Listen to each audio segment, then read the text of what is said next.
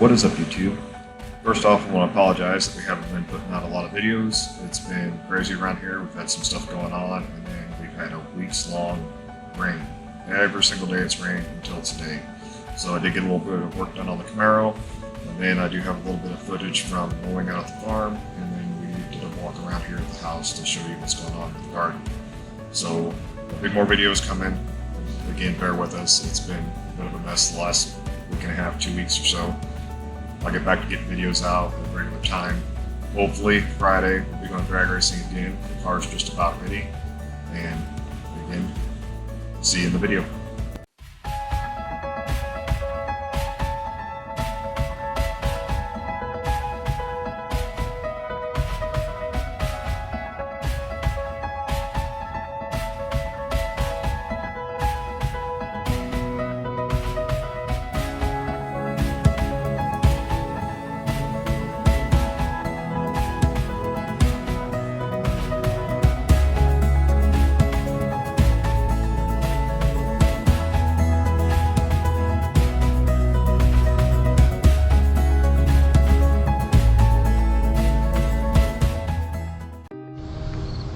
Alright guys, a little bit of an update here on stuff around the house.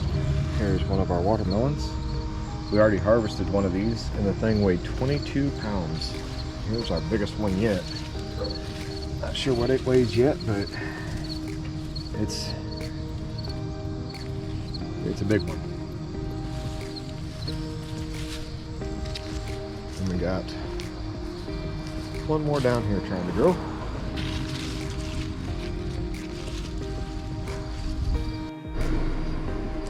Here's the wife's sunflower, finally bloomed.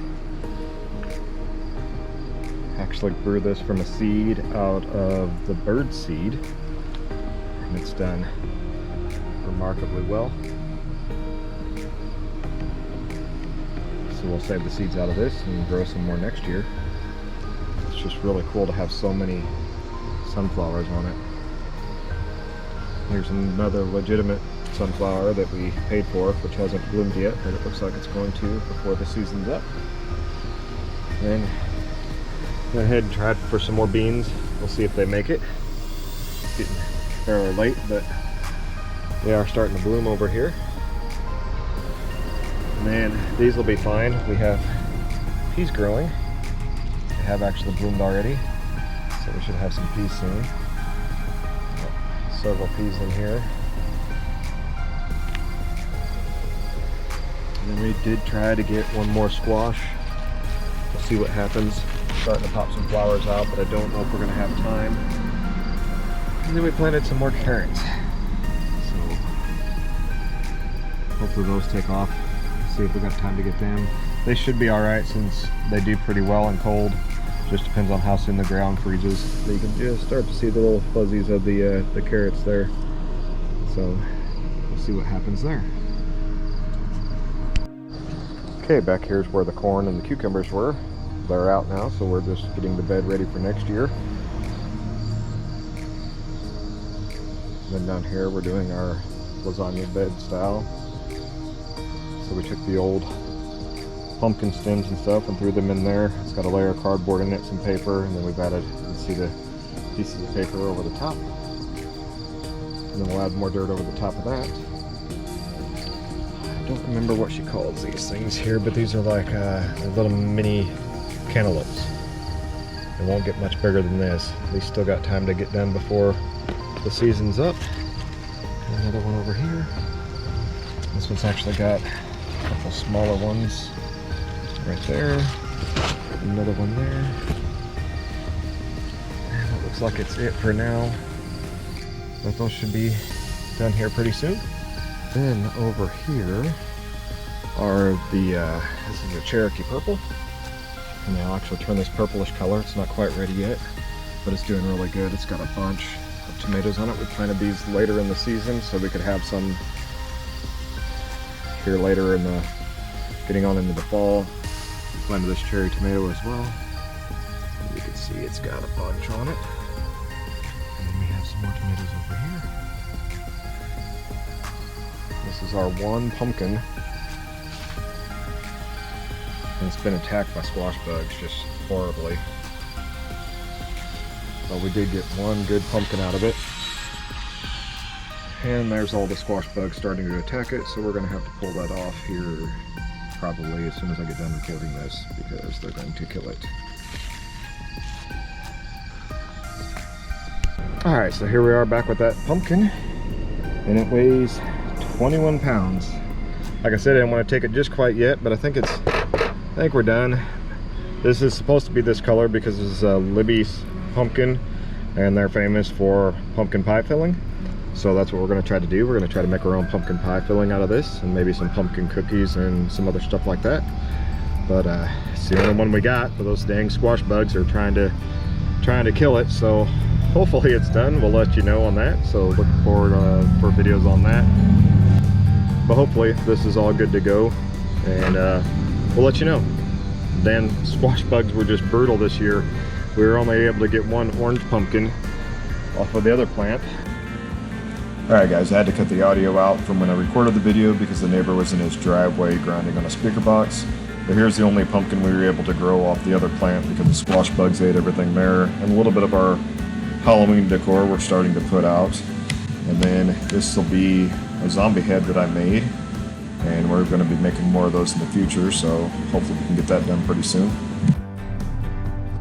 Alright boys and girls, here we are into the Camaro. As you can see, I laid some more weld in there. Don't have this side done yet, just getting the car where it was movable. And then I noticed what part of the problem is. So I don't know if you can see very well, but if you look at where the part isn't threaded right here, and then where the leaf spring is here, right? As you can see, this goes down past that, and when I push this plate up as far as it'll go, this non-threaded part actually sticks just a little past this plate here. So the problem with that is that it feels like it tightened all the way down, but in reality this wasn't tightened completely up. So that gave us just enough movement, and I think that's part of what caused the failure of the rear end there, was that this was able to move just ever so slight when we left on that harder launch.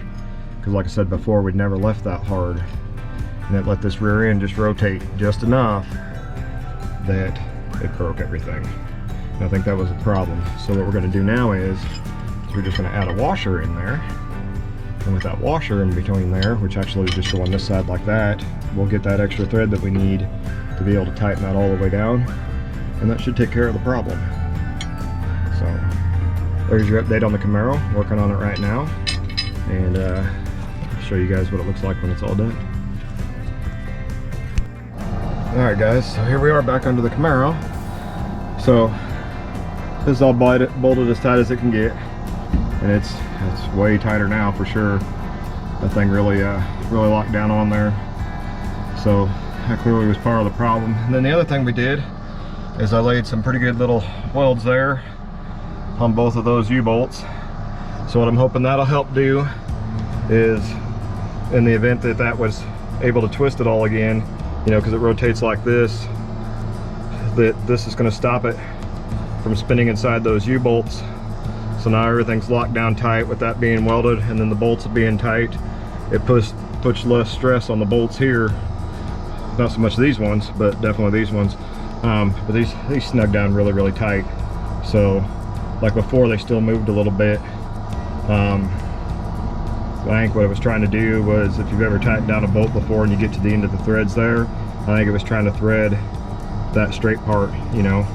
And that's why it felt like it wasn't tightening 100% down, because you could just barely pull it, but it was still moving just a little bit. So now with the washers in here and maximum thread, this thing tightened down. I mean, I wasn't able to, I can't get any more out of it, no matter how hard I pull on it. So I think that's locked down nice and solid. So all I gotta do now is come back in and finish welding all here on the rest of the inside, the outside. Just finished welding all this bracket here to the rear end itself, and this thing's good to go. So weather provided, we'll be back at the track Friday, and should be able to give this thing a, hopefully it's fastest pass yet. I mean, every time we went a little bit faster, but I think we're going to get a really good pass this time, because that was a hard launch, and if I can duplicate that without anything breaking, I think we're in for a significantly faster time. and I pulled the jet, downsized the jet on the secondaries because I was getting too much fuel and high RPM. We were running all the way down to, I don't know, 10.8. Sometimes it looked like it said 10.2 for a second there, and we want to be closer to that 14 number. So I took a couple jets out of the back there to try to get that upper RPM horsepower back. See if we can get that 2 mile an hour back. So between a good, hopefully one low 1.8, if not a high 1.7, 60 foot, and then the extra 2 mile an hour on the big end, we should see some really low 8-second passes out of this, and that's what we're shooting for this season. So anyway, there's your update on the car. I'll get back to doing this.